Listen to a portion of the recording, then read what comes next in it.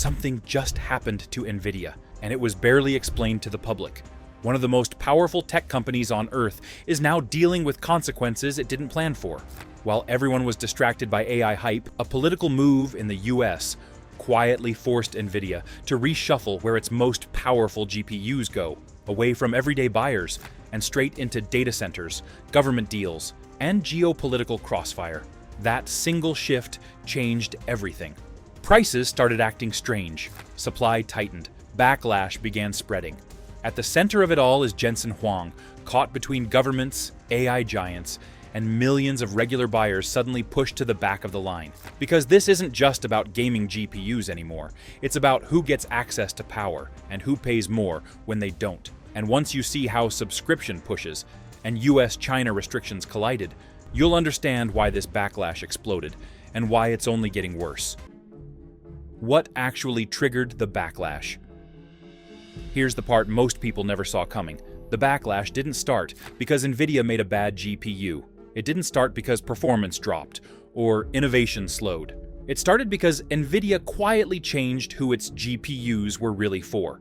Behind the scenes, Nvidia began redirecting massive amounts of chip supply away from everyday consumer markets and toward AI data centers. This wasn't a gradual transition. It happened quickly and deliberately. AI customers don't behave like normal buyers. They don't wait for discounts or argue over pricing. They sign billion-dollar contracts and lock in supply for years. From Nvidia's perspective, that kind of demand is impossible to ignore. At the same time, a political decision in the United States tightened export controls on advanced chips. Overnight, Nvidia could no longer sell its most powerful hardware freely across global markets. Entire regions became restricted, uncertain, or politically risky.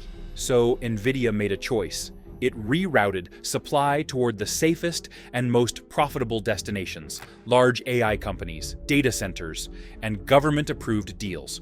Enterprise buyers moved to the front of the line. Regular consumers were pushed back. That's when the effects became impossible to ignore. GPUs that should have been widely available suddenly weren't. Prices stayed high even when demand cooled. New gaming cards launched that felt like poor value compared to what came before. At first, people blamed temporary issues, supply chains, inflation, bad timing. But the pattern didn't stop, and frustration slowly turned into backlash. From Nvidia's point of view, the logic was clear. Data centers bring higher margins, predictable demand, and political protection. Consumer GPUs bring price sensitivity, complaints, and thin profit margins. So Nvidia chose stability over loyalty. At the center of that decision is Jensen Huang, now caught between governments setting the rules, AI giants demanding priority, access, and millions of everyday buyers realizing they are no longer the priority. That realization is what actually triggered the backlash, because once supply shifts upstream, the pressure always rolls downhill. The price shock that's about to hit everyone. When consumers lose access to something powerful, the damage doesn't stay isolated. It spreads outward, quietly at first, and then all at once. Nvidia's shift away from consumer supply isn't just making GPUs harder to buy.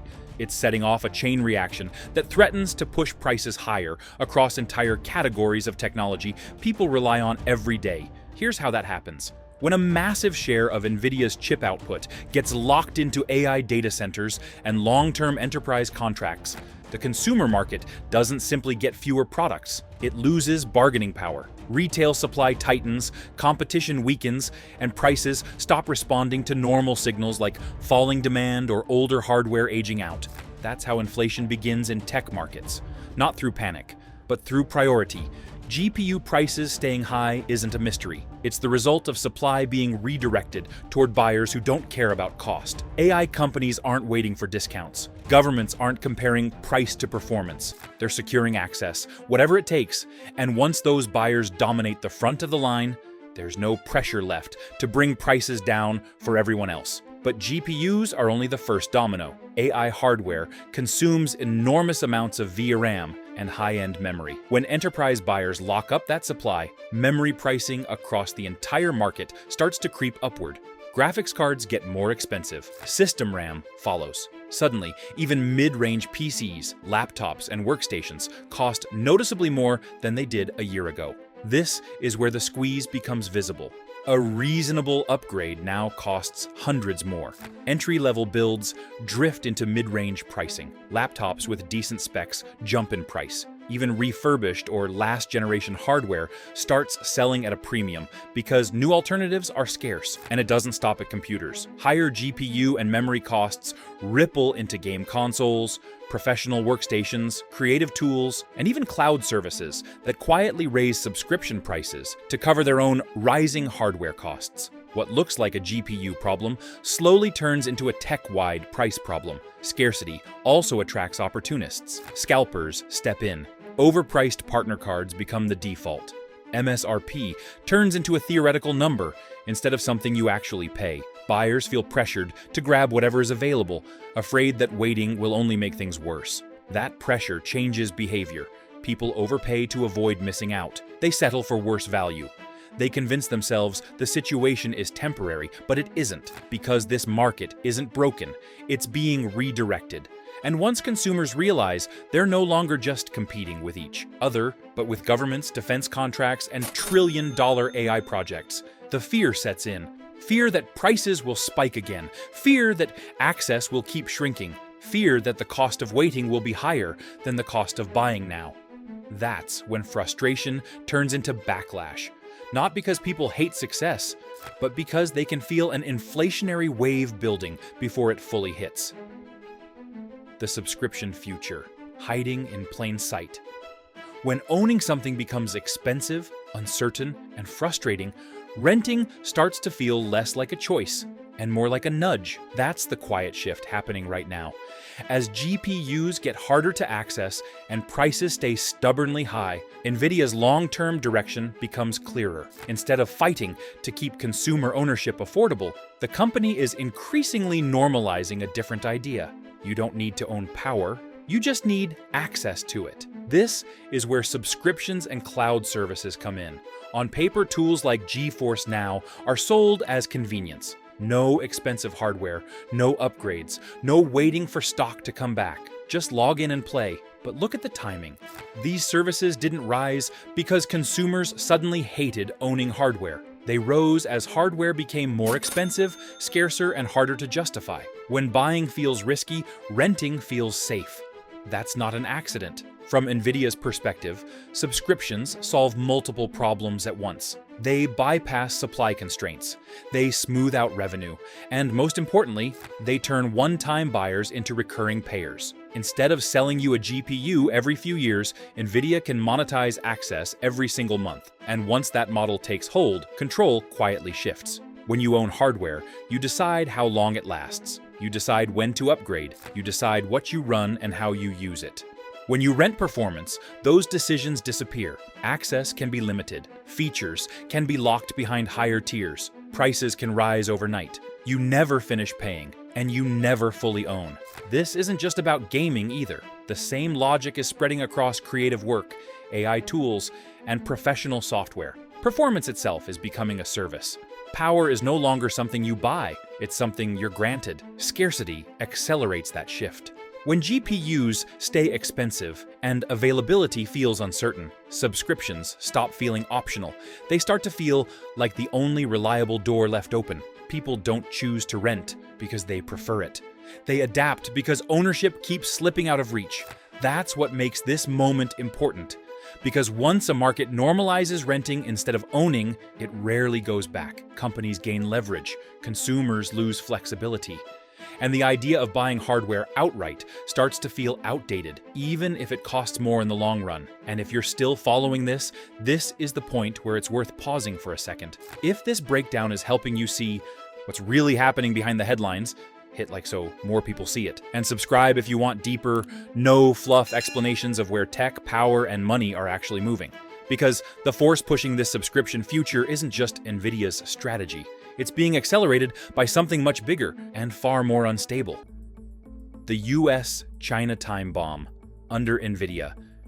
This is where the story stops being just about business and starts looking like a slow-moving geopolitical crisis. The United States and China don't just compete economically, they distrust each other at a structural level. Technology, especially advanced computing power, sits right at the center of that tension, and Nvidia happens to control some of the most valuable pieces on the board. For years, US officials have warned that advanced GPUs aren't just graphics cards. They're dual-use technology, meaning the same chips that train AI models can also be used for surveillance systems, cyber warfare, weapons simulation, and military research. That concern didn't come out of nowhere. It's been building quietly across multiple administrations. Even before the current wave of AI hype, US policymakers were already tightening their grip on sensitive technology. Under the Trump administration, the first major cracks appeared. Trade wars, tariffs, blacklists. Huawei became the symbol of a new era where tech and national security were no longer separate conversations. That mindset never went away. Under later administrations, the strategy shifted from blunt pressure to targeted control. Instead of banning everything, the US focused on bottlenecks, semiconductors, manufacturing tools, and high-end chips. The goal was simple: slow China's access to the computing power needed to compete at the highest level. That's when Nvidia got pulled directly into the line of fire.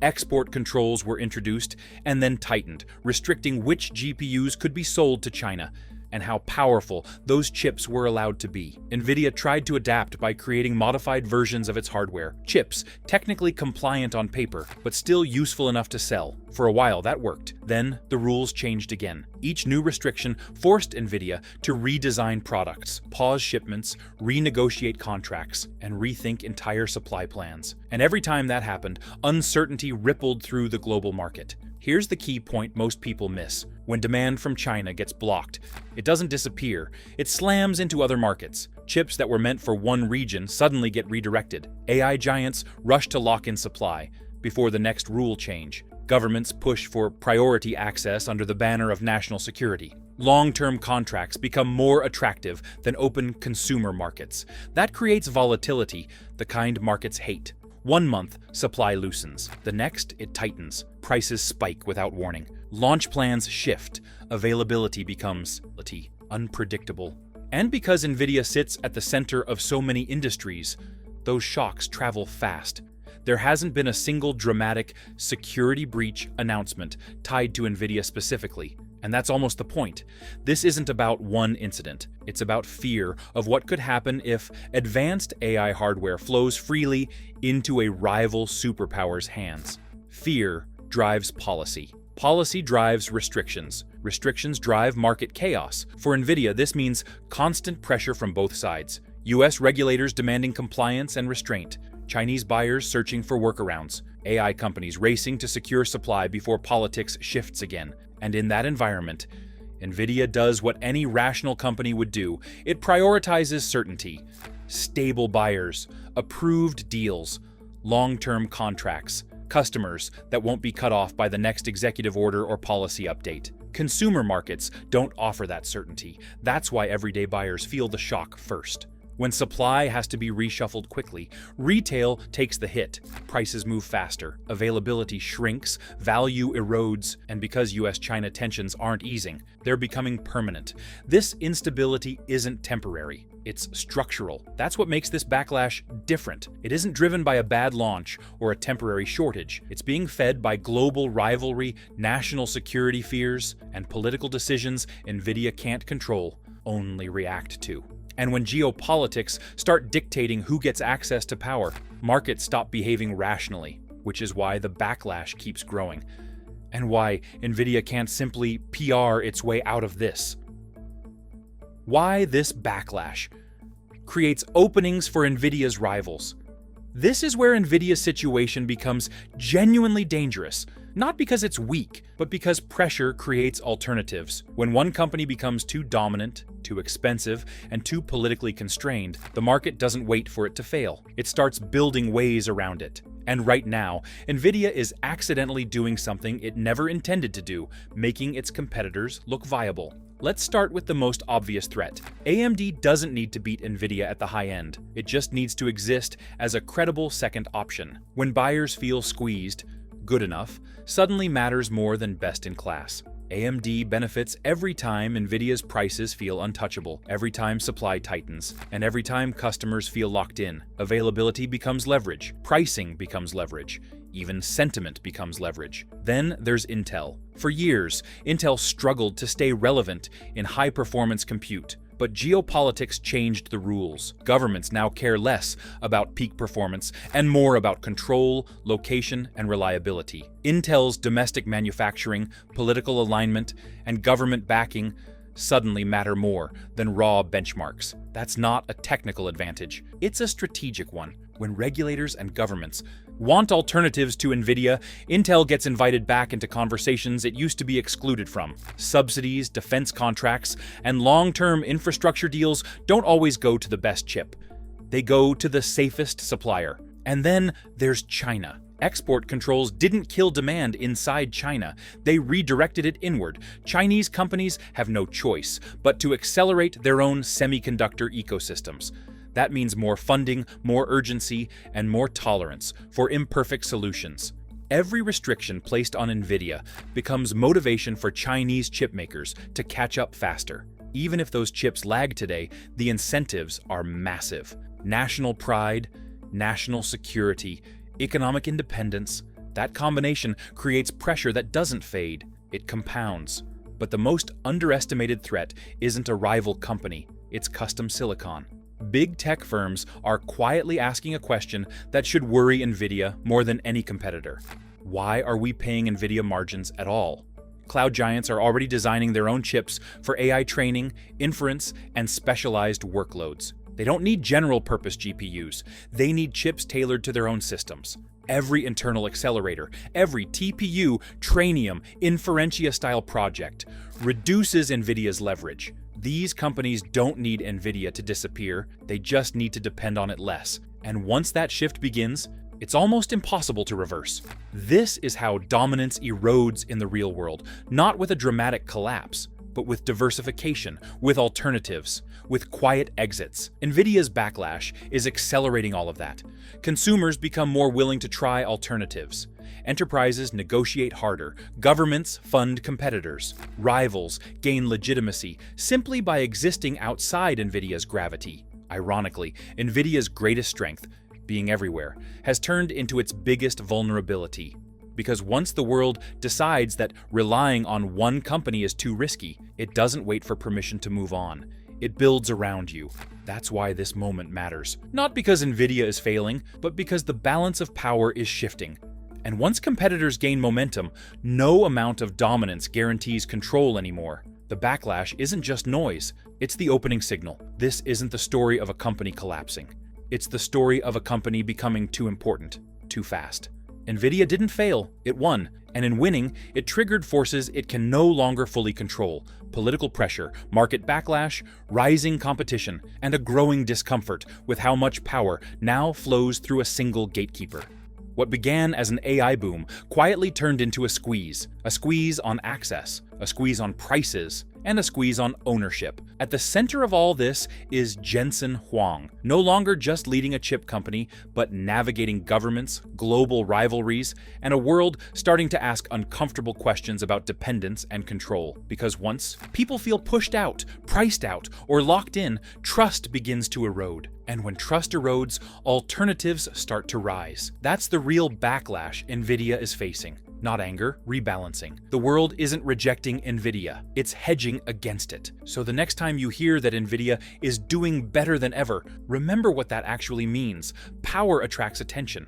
Attention attracts resistance.